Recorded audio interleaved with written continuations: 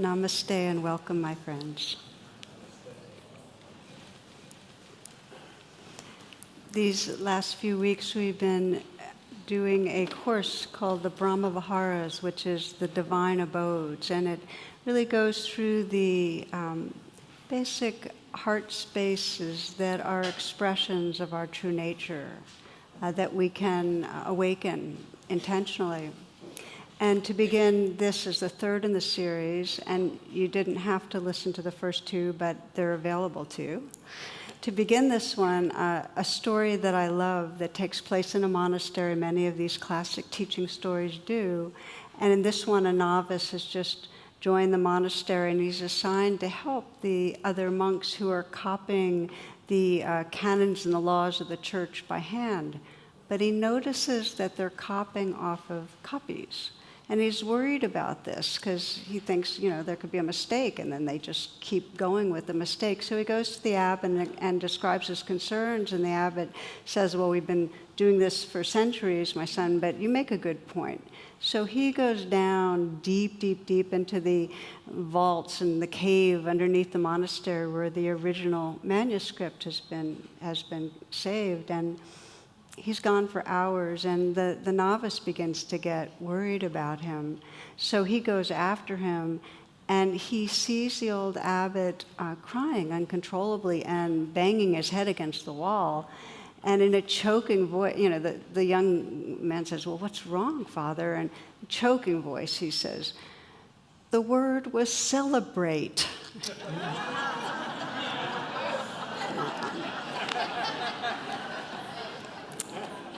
So this has everything to do with tonight's theme, which is joy, which is really the heart celebration of life. And just by way of review, the first week that we explored these expressions of the awakened heart-mind, we looked at what's called metta in the Pali, which is loving kindness or loving presence, which is evoked when we sense the goodness and the beauty that's here, that's natural in our life. And the second class was on compassion, which is the quality of heart and tenderness that arises when we become aware of the very real vulnerability and suffering. Joy is that openness that includes both. Joy includes the 10,000 joys and the 10,000 sorrows, and it's the actual experience of aliveness and openness when we just let ourselves be available to the whole play of existence.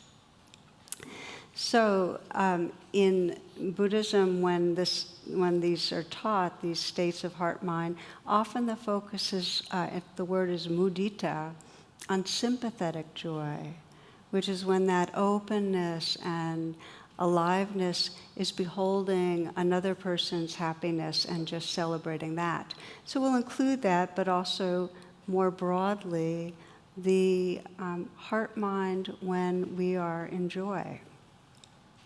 And again, just to say that this is a natural capacity. It's in each of us and our wiring to experience joy, and it can be cultivated.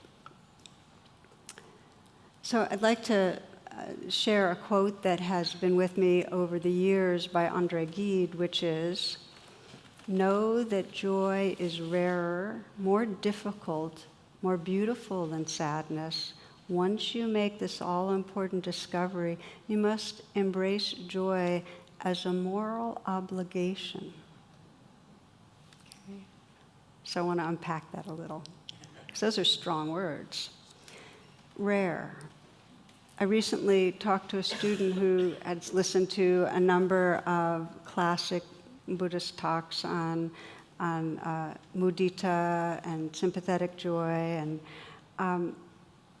said that in a way they made him depressed because these joy talks had this state that he was supposed to feel if he was really awake, but he just didn't.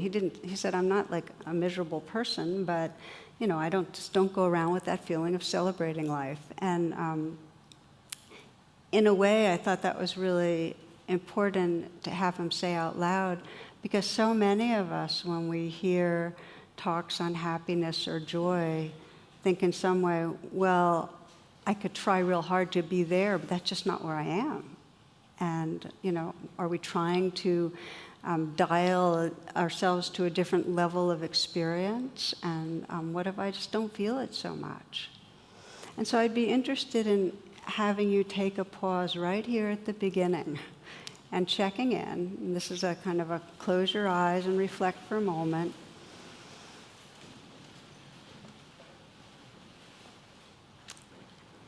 And just to ask yourself, what is my own experience of joy? Do I experience it much?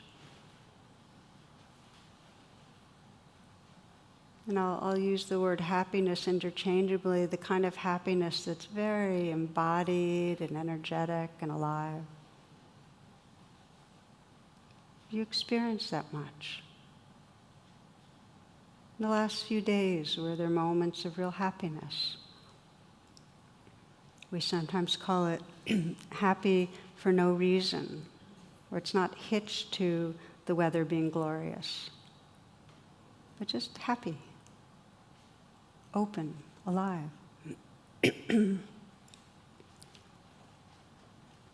Today, what was it like?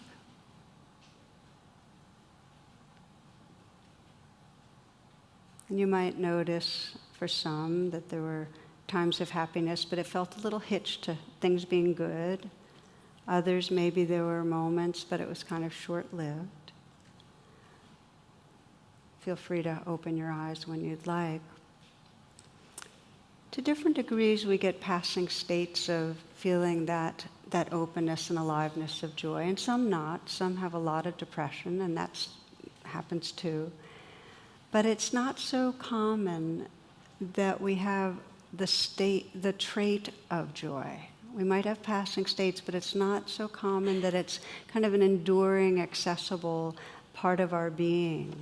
More the time, there's a sense of a stressed person trying to get somewhere else, trying to get through the day. Can you relate to that? At least I notice that. So I read you another favorite, and this is a poem by the poet Hafez. What is the difference between your experience of existence and that of a saint? The saint knows that the spiritual path is a sublime chess game with the divine, and that the beloved has made such a fantastic move that the saint now is continually tripping over joy and bursting out in laughter and saying, I surrender.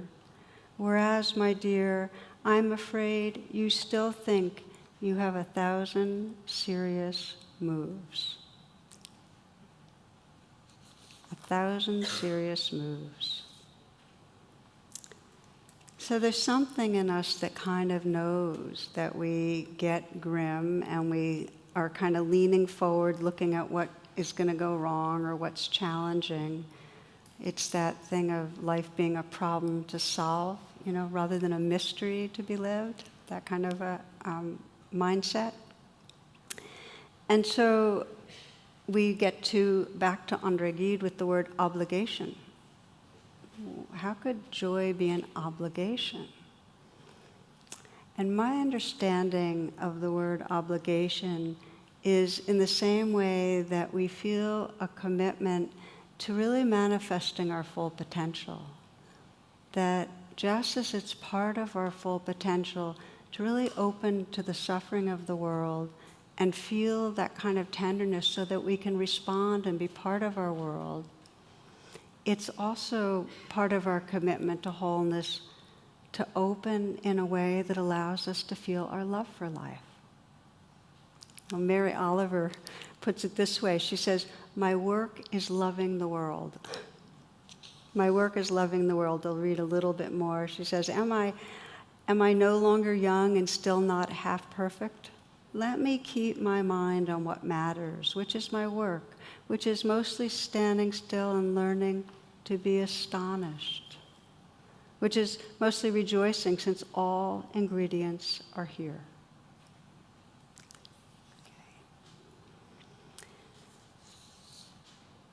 Some years back, one friend in our community here shared a conversation she and another woman had had. They were in a cancer support group together. Both had gone through pretty serious, they were survivors, but very scary season of life. And her friend had asked her, what would it be like for you to think that something good was going to happen, rather something good or something, rather than something bad was going to happen? Like something good's going to happen tonight or tomorrow. What would it be like to think that? And my friend said, totally weird, and, because this wasn't her habit. And then her friend said, good, now try it. So take a moment and let's try it together, okay?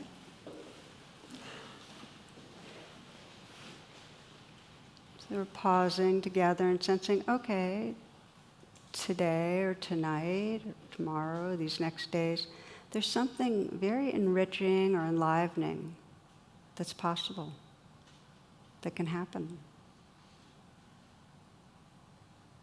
What happens when you adopt that? Something good's going to happen. Feel your body, feel your heart. Maybe there's resistance, maybe there's excitement. The intention here is not to create expectation, which is always binding, but rather to create openness to the infinite possibility that really is a part of reality, to be available.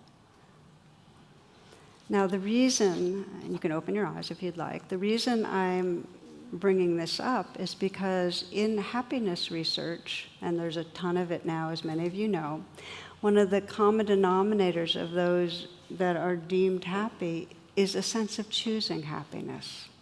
It's kind of this willingness. It's like, yeah, this is part of who I can be or am. Let this be there too. Henri Nouwen, who's a Catholic mystic and writer that I love, he goes further. He says, joy does not simply happen to us. We have to choose joy and keep choosing it every day. Why? We're going to explore this more, but we've got a real evolutionary conditioning to go the other way. So we kind of have to reverse it and choose, which I think is really interesting. It's just part of us waking up, realizing, okay, there's strong conditioning this way. Need to more actively choose something. Okay, so let's look closer.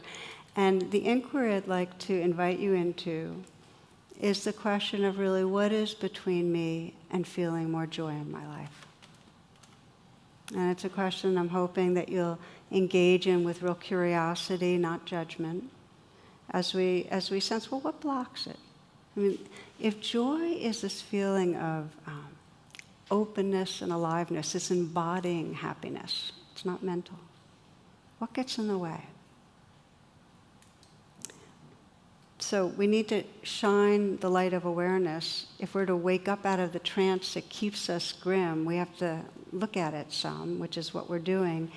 And most of the time, when we're not feeling that presence and aliveness and openness, we're in a trance of wanting life different.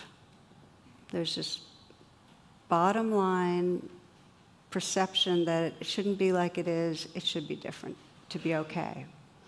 And it takes two forms. Either it should be different because something's missing right now, I need something more to be full, or it needs to be different because something's wrong.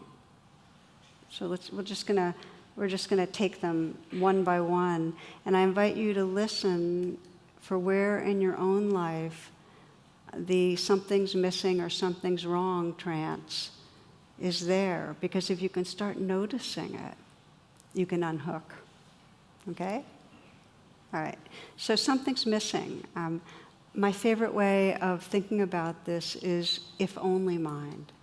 That we're in this, when we have a feeling something's missing, there's this delusion that if only I had such and such, then I'd be happy or okay.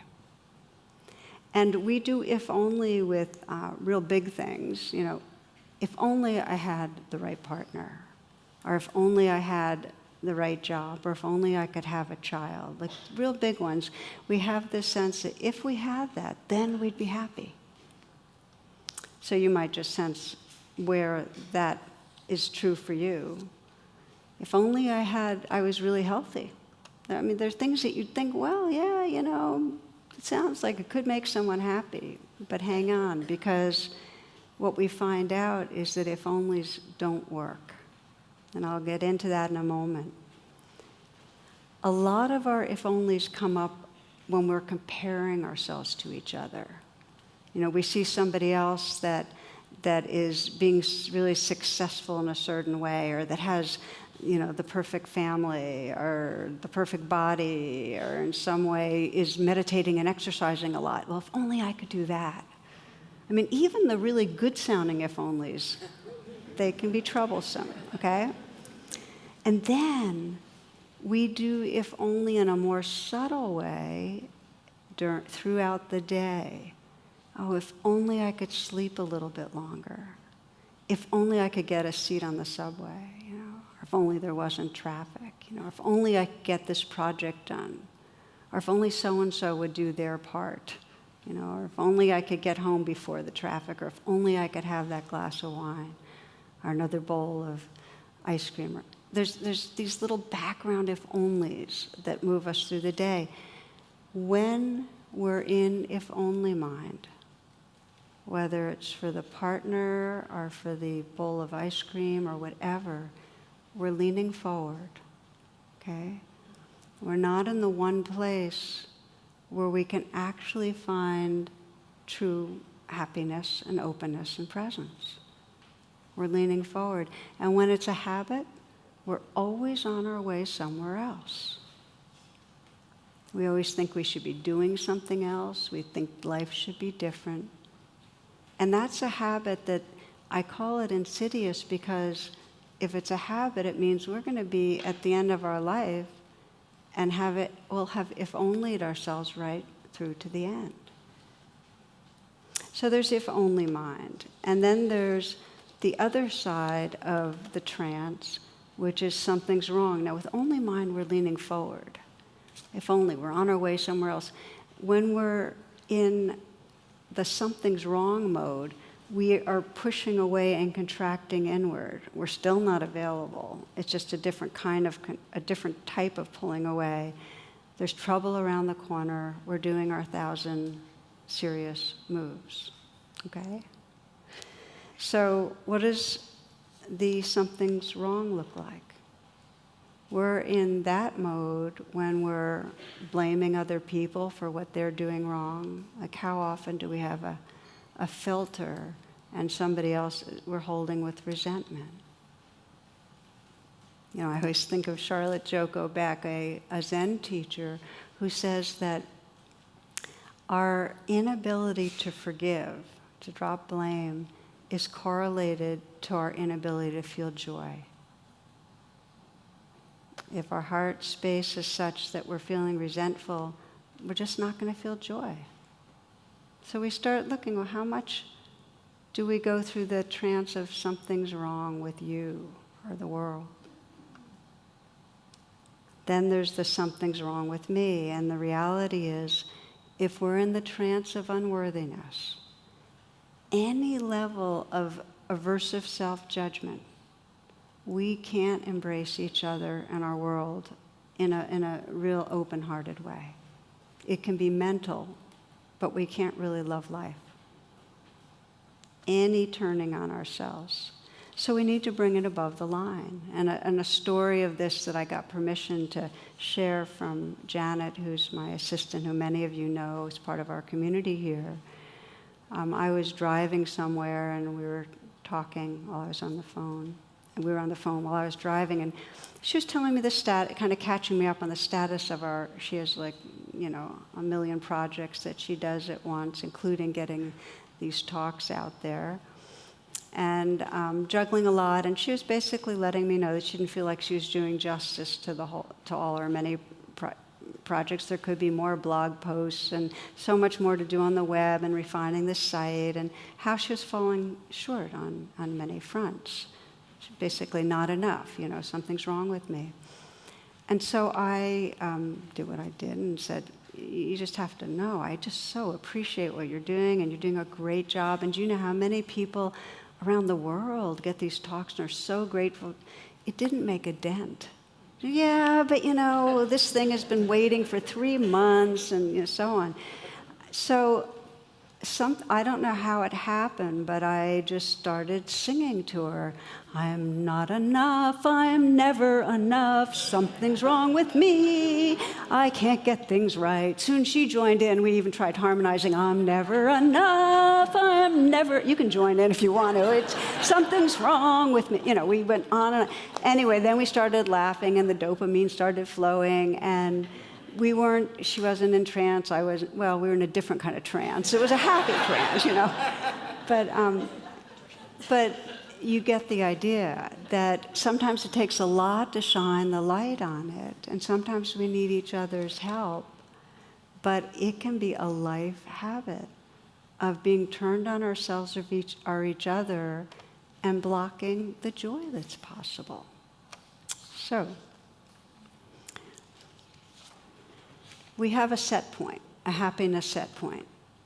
Every one of us. This is, what science is showing us. Research has shown that it's there. If good things happen, the if-onlys come true, we get a little spike. It might even last 5 months. We go back.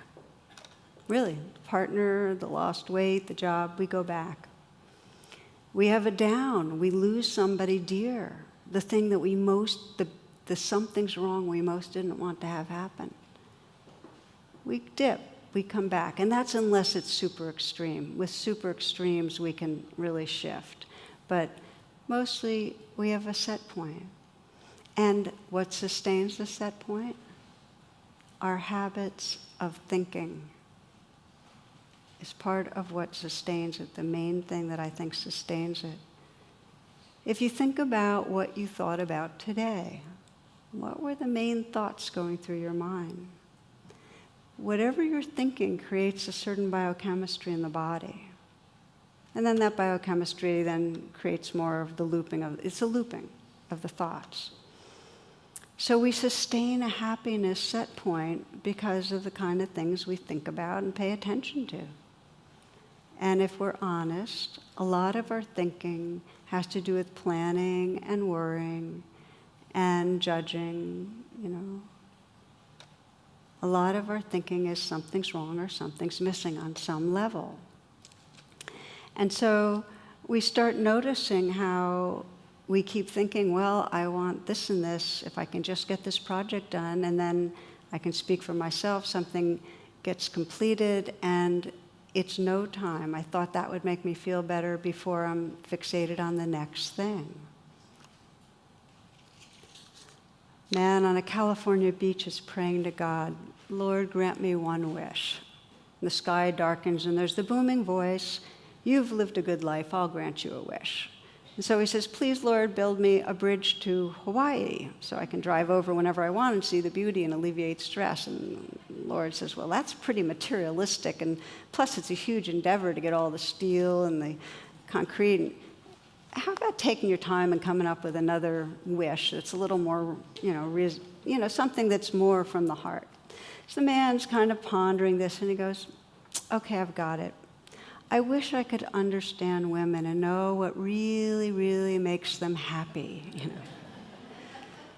After a few moments, God says, you want 2 lanes on that highway or 4?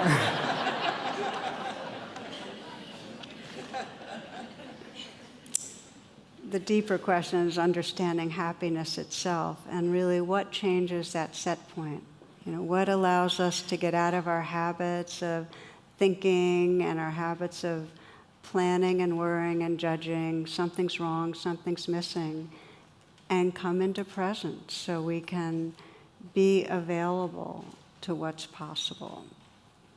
So what changes the set point is grounded in presence.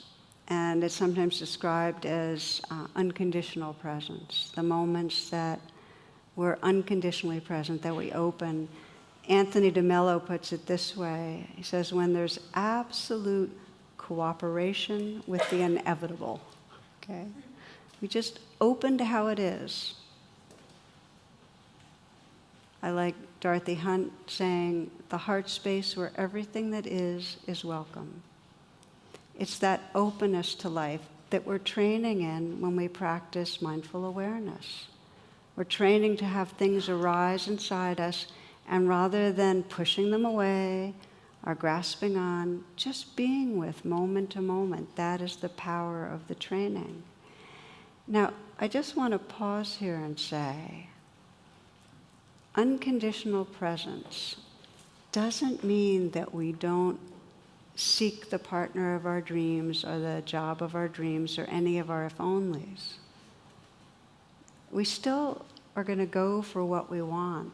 What it means, and this is really key, is that we have the capacity to be fully here, that our life isn't dependent on things being a certain way, that we actually know how to arrive in presence and celebrate the life that's here. If our life is dependent on things being a certain way, we're in trouble.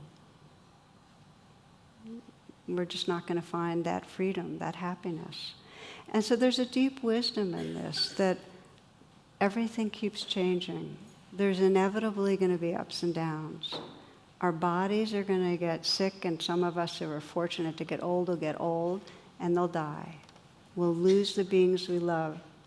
There's going to be beauty and pleasure, and there's going to be pain and suffering. It's all going to be there. And if we want true happiness, we need this capacity to have that open-hearted presence that can be with what is. I'll read you just a little bit from someone who I think just exemplifies. I found this in Peter Matheson's book, The Snow Leopard. So in this, Peter Matheson is visiting a lama with crippling arthritis. And this lama lives in a very isolated region of Tibet. And Peter's wondering, well, how could it feel to know you'll never again be able to leave where you are? He's just this isolated place, and he can never go traveling. Very, very limited life, according to most of our views. So he, through an interpreter, asks this lama that question, and he writes, this holy man of great directness and simplicity, big white teeth shining, laughs out loud in an infectious way at the question, indicating his twisted legs without a trace of self-pity or bitterness, as if they belong to all of us. He casts his arms wide to the sky and the snow mountains, the high sun, dancing sheep, and cries, of course I'm happy, it's wonderful, especially when I don't have a choice. Of course I'm happy, it's wonderful, especially when I have no choice. Matheson says he feels like he's been struck in the chest with the power of this wholehearted acceptance. This is the key to joy. This capacity to open ourselves to how life is in this moment without condition. Like right now, yes. It's that saying yes, right now. When we do that, when we kind of let go of I need to have this in order for it to be okay, there's a freedom. And this is a little playful, but I wanted to share JOMO, JOMO, which is the joy of missing out. You know FOMO, right? The fear of missing out. This is JOMO. Here's a little poem for you. JOMO. Oh, the joy of missing out when the world begins to shout and rush towards that shining thing, the latest bit of mental bling. Trying to have it, see it, do it. You simply know you won't go through it. The anxious clamoring and need, this restless, hungry thing to feed. Instead, you feel the loveliness, the pleasure of your emptiness. You spurn the treasure on the shelf in favor of your peaceful self, without regret, without a doubt. Oh, the joy of missing out. So how, then, do we move from the trance where we're very much wanting the next bit of bling in some way, or very much wanting things different, to this openness, this presence that's possible. And it begins, as we began in this class, to notice the trance. As Janet was doing, noticing, oh, I'm not enough, just beginning to notice, oh, there it's going again. Noticing it. I know for myself, I catch myself over and over in what I just mentioned, that if I could just get this done, I'll feel better. And I'm curious how many of you have that one going. Just one more thing checked off the list, then I'll be able to relax. Okay, I see good hands. I'm not alone. Thank you. So what happens is, because it's very familiar, and I noticed this morning I do a regular morning hike, and then I was taking a hot shower and started planning what I was going to do in the day, and realized, I love hot showers. Why am I planning? I could be enjoying the heat of the water just pouring over my back. It's so conditioned to be leaning forward. So the practice here, the joy practice of presence, is to notice when we're in the trance, whether it's something's wrong or something's missing, the planning or the judging, and just say, right now, this, right here. In some way, reopening and surrendering to how it is right now, right here. And I know for myself that when I do, even when what I come back to is anxiety, because often the planning is coming out of anxiety, and I then be with the anxiety. It's I make that U-turn from the mind leaning ahead and planning to just being with anxiety. If I stay with some kindness, probably in about 30 seconds, there's a real sense of goodness in that presence, a little more space, a sense of here-ness, a sense of, okay, I'm glad I chose to be here. Gratification, that's the beginning of the joy, that space and aliveness that's right here. Let's practice this a little. Let's just check in on this part.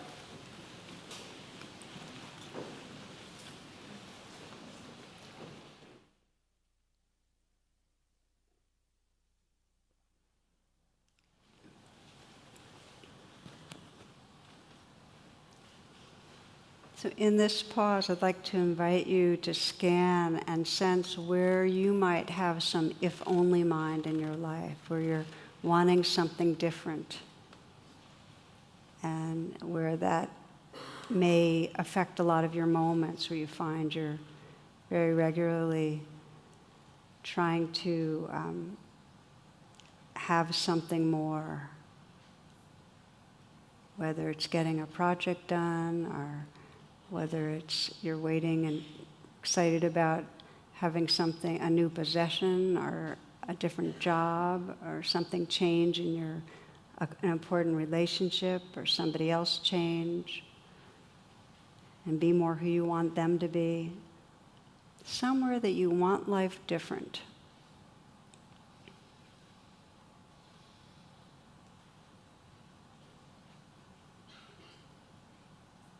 And bring a friendly attention, interest, to seeing, okay, so this is one of the trances that can move through the day.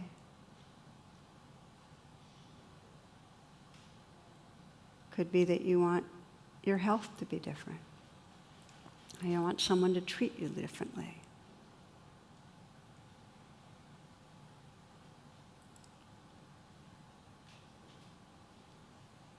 To recognize the trance, see where it comes up.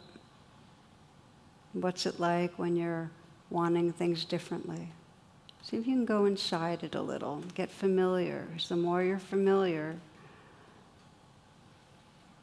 the more you'll wake up during the day to it. If you're wanting yourself to be different, you might not sing right now about it, but just sense the voice in the mind that's telling you you should be different. Hear it.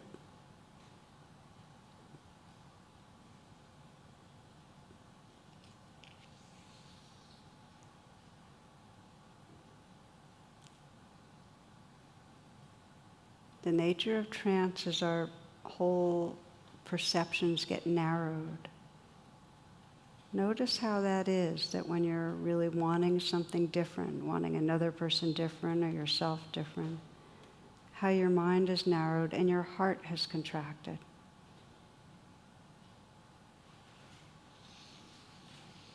You might sense how you're not so available.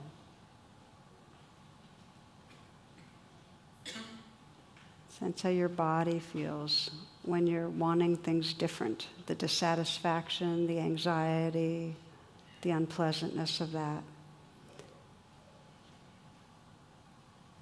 To come into full presence, you make that U-turn and bring all the attention rather than how you're wanting things to be. Come right to the body and mind, the heart that's right here. Just be the witness and contact the feelings. What's it like inside you?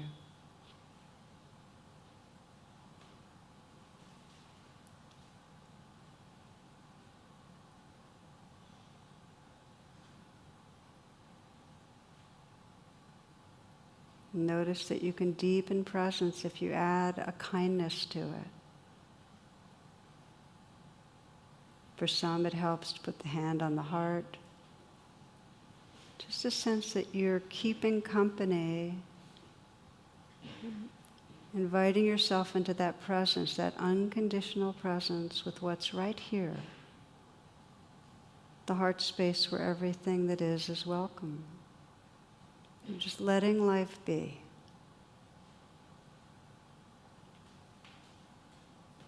You can drop any ideas about what's going on, even in this exercise, and sense, what does it mean to be unconditionally present right in this moment? This is the yes meditation. Saying yes to the feelings in your body, yes to your heart. Yes to the life that's right here.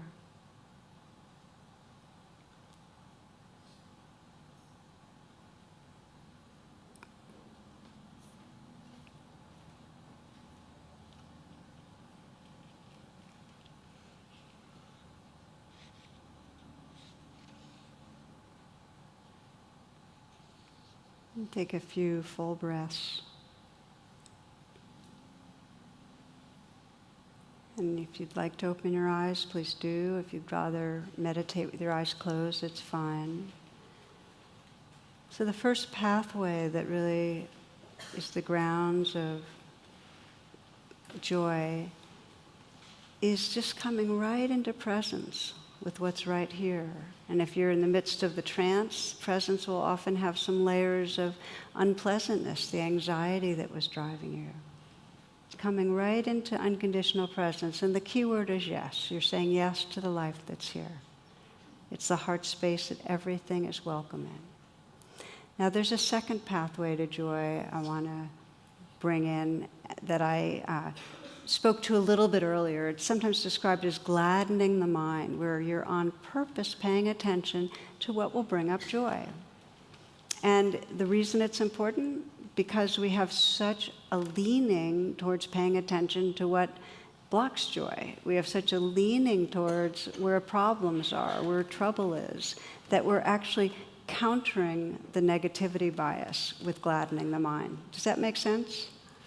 That we're actually, it's like we're at the point of evolution where we can evolve our own consciousness by choosing joy. So, how do we gladden the mind? Now, sometimes it happens spontaneously that something gladdens our mind. There's a day and it's warm and we're feeling the air on our skin and something in us goes, I can feel spring in my veins, and we start going yowie, and it's like, okay, it's there. And then there are many other times that, you just might see somebody, a child in some way just looking really, really happy, or somebody you love is something great's happened to, and just feel that yay.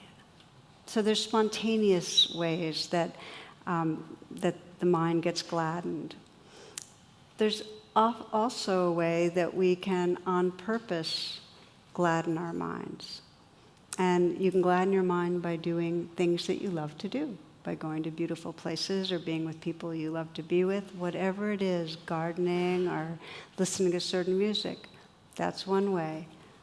Then there's ways of gladdening your mind by reflecting on what you're grateful for. There's so much research now, on the effect on depression and on the effect on, really our whole body and mind, if you just take the time each day to remember 3 things you're grateful for. Get a gratitude buddy, All you have to do is email, just agree to email. You don't have to be conversant. You don't have to say, I hope you've had a nice weekend. Just 3 things that you're grateful for, and they send it to you. And it's amazing to have that accountability. And it changes, really, the body-mind chemistry. You can gladden the mind with metta, or loving kindness, by bringing to mind someone you care about and sensing the goodness and what you love, and that can bring up warmth and gladden the mind. So the first step in gladdening the mind is to have an experience like that. But there's a second step, and this is where I want to spend a few minutes, because this is the step that's missed. That we often will have a lovely experience, like we'll feel the warmth of that spring-like air and go, wow. But we don't pause and let it sink in. Now, why is that important? When we have negative experiences, they go right into our implicit memory, which shapes our feelings about life. If you have 100 experiences with a dog, 99 of them are good, and once you get a bit, which one do you remember, right? It goes into the implicit memory, but not pleasant experiences so well. So in order to change a state, a passing state of happiness, into a trait, you need to make it stickier. You have to bring it and let it sink in, which means you have to pause for 15 to 30 seconds and really feel it in your body. That's what gives it the stickiness, so it then gets remembered in the implicit memory and it's available. This process has been described by my friend Rick Hansen, who's a psychologist, and he does it beautifully as installation. You have to install positive states, give them that stickiness. We're going to practice it a bit, but just to say that there are possibilities throughout all of our lives of moments where we can gladden the mind and develop the trait of joy, but we tend to miss them. We tend to be so on our way somewhere else. There was a story this occurred in Washington, D.C. in 2007. I think of often. It took place in a Washington, D.C. metro station, a cold January morning. There's a man with a violin, and he played 6 Bach pieces. It took about 45 minutes, and during that time, about 2,000 people went through the station, most of them on their way to work. And he played continuously. Only 6 people stopped to listen. And about 20 gave money, but they just kept walking at the normal pace. The only a few children stopped, but the parents then hurried them along. So as it turns out, no one knew this, but the violinist was Joshua Bell, who, if you know, is one of the most famous and great musicians in the world. And he played one of the most intricate pieces ever written on a violin that was worth $3.5 million. He had just played 2 days before in a theater in Boston where the seats averaged $100 a seat. And there he was in the subway, and everybody's just rushing by and not listening. And I think it's one of the best social science experiments that I've ever heard, because it tells us, or it makes us ask ourselves, how much do we miss? How much do you miss each day, where there's a possibility to have contact with somebody that could warm up your heart, or to take in some beauty, or some sense of wonder, sense of the mystery of things, where you could pause and really get back in touch with yourself, your own breath, and sense a little of that space of presence that is mysterious and is beautiful. We miss a lot. So it's a choice, this choosing for presence, and we need to have the experience and then install it, let it be savored. So we're going to close with a little bit of a practice, but I just wanted to say that if you'll remember, we started this talk with that sense of celebrating life. Mary Oliver puts it, my work is loving the world. And this is the potential for each of us. The Buddha said that I would not be teaching this if genuine happiness and freedom were not possible. I wouldn't be teaching this. So to know that we can see it in our children, that possibility of joy. We can see it in ourselves when we get relaxed. We need to attend to the suffering so we can respond to our world with care, and we need to attend to the whole beauty and mystery of it all so that we're fully energized and experiencing our full aliveness. So in that spirit, I'd like to invite you to take a moment to, again, adjust how you're sitting and close your eyes.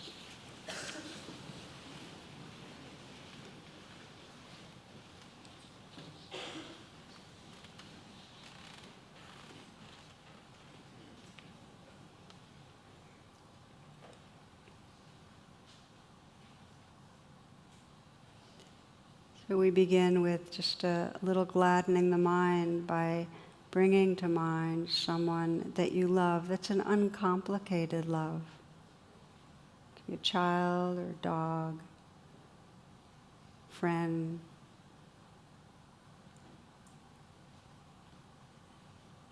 And a way to bring that being to mind is just to imagine them when they're happy, when they're joyful or full of aliveness.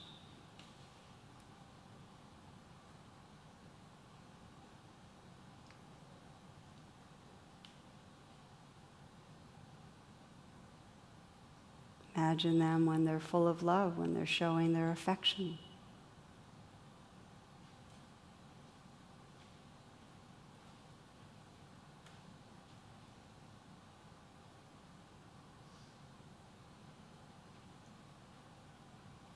It's a simple way to gladden the mind, just to sense that being that you love, their eyes glowing, a lot of affection and aliveness. You might even mentally whisper their name and say thank you.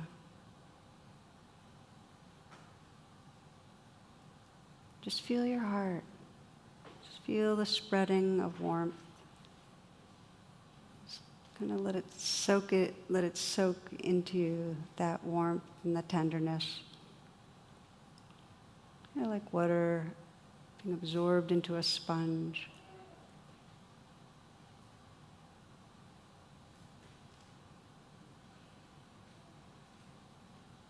Spread through your whole body.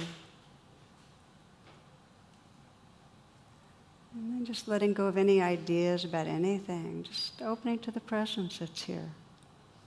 The sense of this wakefulness. What it's like if your body is sensing openness. You can relax back some. Just taking a few moments to bring the spirit of yes to whatever is here. Whether it's pleasant or unpleasant.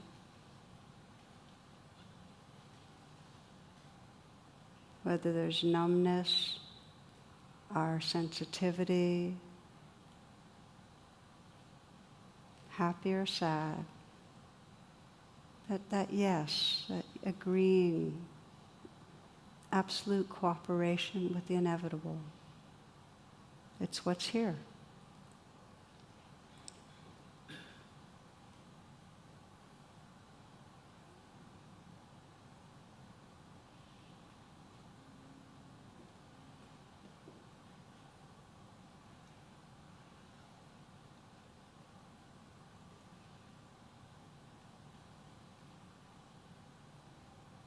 You might sense, how much can I relax with the life that's right here?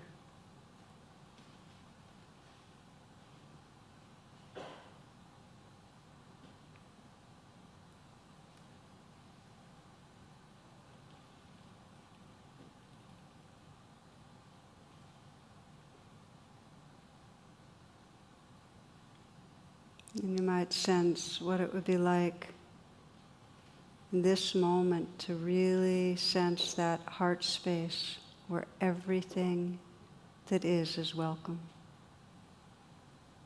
Who would you be?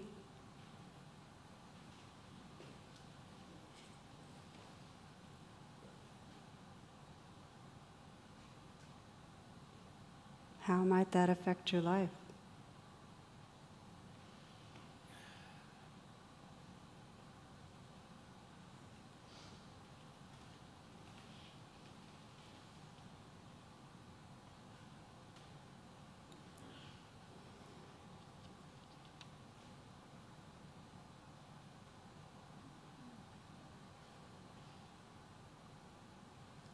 Lama Gendon Rinpoche says, happiness cannot be found through great effort and willpower. It's already there in relaxation and letting go.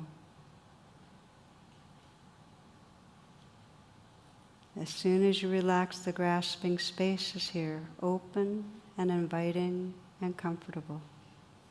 Nothing to do, nothing to force, nothing to want. Everything happens by itself. Happiness is already here in relaxation and letting go.